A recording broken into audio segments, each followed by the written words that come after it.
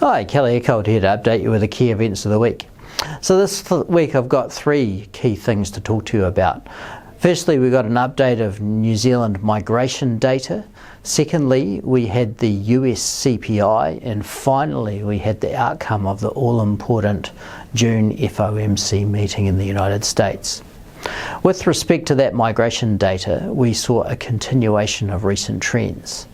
Net inflows into the country are receding as the labour market slows. There have been some historical revisions to data which suggest that that previous peak in inflows is a little bit lower than we previously thought, but generally what we can see is that we're past the peak of inflows of migrants into New Zealand. Interestingly, though, if we look at the net outflows of New Zealanders, we see that hit a new 25-year high at just over 56,000 people for the month of April. That really does reflect that relatively weak labour market here, as well as some post-COVID catch-up.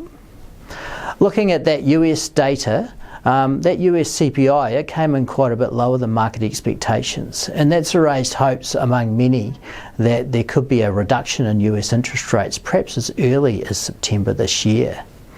But at the same time, the US FOMC delivered a hawkish hold when they met this week, and they suggested that there might only be one reduction in interest rates in the US this year based off what they know now.